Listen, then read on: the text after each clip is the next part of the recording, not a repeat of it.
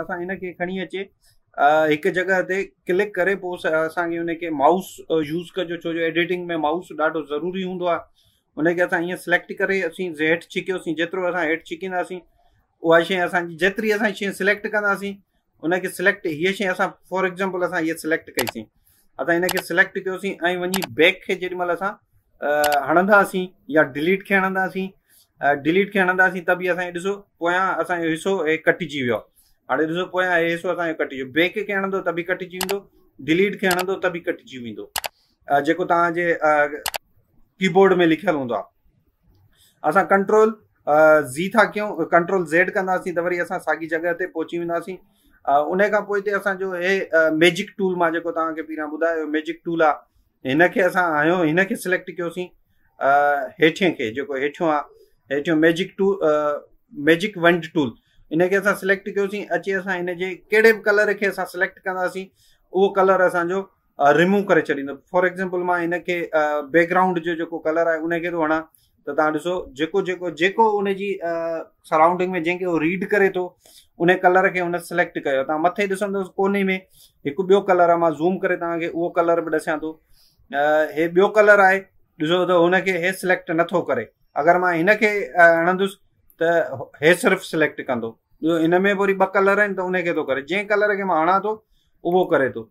जॾहिं तव्हां वॾे कंहिं ऑफिस में या वॾनि प्रोजेक्ट ते कमु कंदो पोयां हिकिड़े क़िस्म जो कलर थियल आहे, जीअं पोयां ॾिसो ग्रीन कलर आहे, हिते वरी थोरो हल्को थी थो वञे, हिते वरी अलॻि थी थो वञे, त उन्हनि खे उहो रीड नथो करे। मां हाणे हिनखे थो हणां त हे थी वियो सिलेक्ट थी वियो आहे। पोइ मां हिनखे वञी बैक खे दॿाईंदुसि त बैक में ॾिसो त हिनखे सॼो मुंहिंजो बैकग्राउंड हिन रिमूव करे छॾियो। उन खां पोइ असां कंट्रोल ज़ी था कयूं, वरी असां साॻे कलर में था अचूं कंट्रोल ज़ेड करे, हाणे असां वरी साॻी जॻह ते अची वियासीं। हाणे असां अचूं था वरी हिन जे अंदरि हिकिड़ो ॿियो टूल आहे क्विक सिलेक्शन, इनखे असां सिलेक्ट कंदासीं, हिते किथे बि रखंदासीं उहो ॾिसो क्विक सिलेक्शन सिर्फ़ु हिकिड़ी जॻह ते रखे छिकियोसीं त उन घणी जॻहुनि खे ॾिसो सिलेक्ट कयो आहे, मुंहिंजो कन खे बि सिलेक्ट कयो आहे। अल्टर खे असां दॿाईंदासीं, अल्टर खे दॿाईंदासीं जीअं असांखे ॾिसो हे प्लस जो आइकॉन पियो थो नज़र अचे, अल्टर जेका लैपटॉप में असांजी आहे उनखे असां दॿाईंदासीं त हिनखे माइनस में, अल्टर खे दॿायूं त माइनस में थी वञे,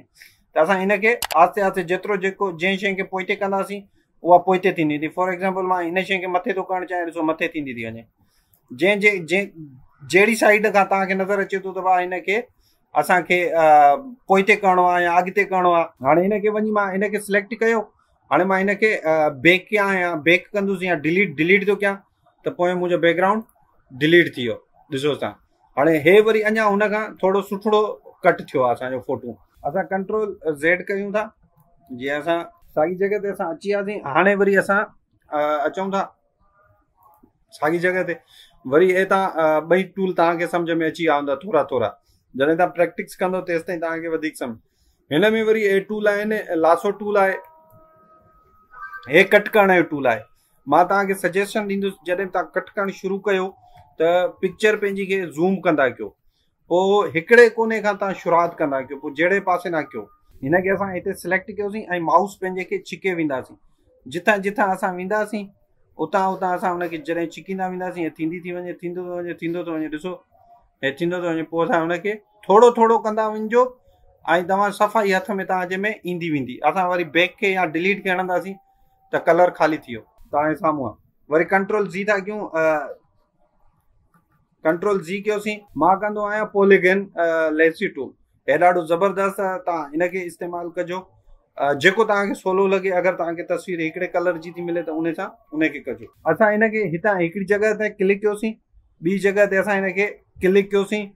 हो जेको ॿियो टूल जेको असां पहिरियां यूज़ कयोसीं लॉसो टूल, उहो तव्हांखे माउस खे पकिड़े रखिणो पियो पए। हिन में तव्हांखे माउस पकिड़े नाहे रखिणो, तव्हां हिनखे पोइ वरी जिथे तव्हांखे कट करिणो आहे उन जॻह ते टिक कईसीं, वरी असां हिते टिक था कयूं, वरी असां हिते टिक था कयूं, असां वरी हिते टिक था कयूं, हिते टिक था कयूं, वरी असां हेॾे ॿाहिरि निकिरी था अचूं, छो जो असांखे थोरी थोरी जॻह खे तव्हां टिक कंदा वेंदव ऐं बैक दॿायोसीं, ॾिसो त असांजो हे कट थी वियो।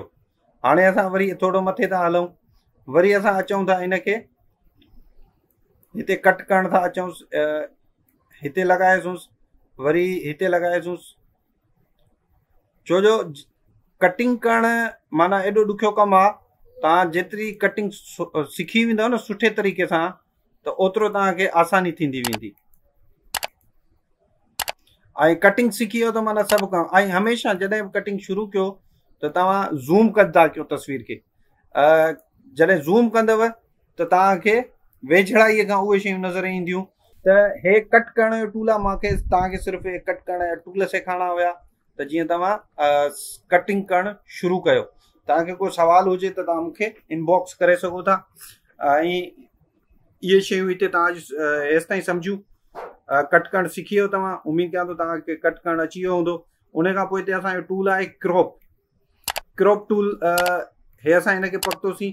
जॾहिं असां हिन खे क्लिक कयोसीं त हुन सॼी असांजी तस्वीर खे सिलेक्ट करे छॾियो आहे। तव्हां ॾिसो त साइडुनि खां सिलेक्ट लॻी पियूं। पोइ असां कहिड़े बि कोने खां पकिड़े साइडुनि सां पकड़ींदासीं हिन खे कट कंदो ईंदो। हेॾां हे कट कंदो वेंदो, कट कंदो वेंदो, हे कट कंदो वेंदो। ॾिसो हाणे तव्हांजो हे कट करे आयो आहे मूंखे। वरी मां मथां हेठि थो छिके अचांसि, हे बि कट करे आयो। मां जीअं इंटर कंदुसि त मुंहिंजी तस्वीर हेतिरी नंढड़ी थी वई।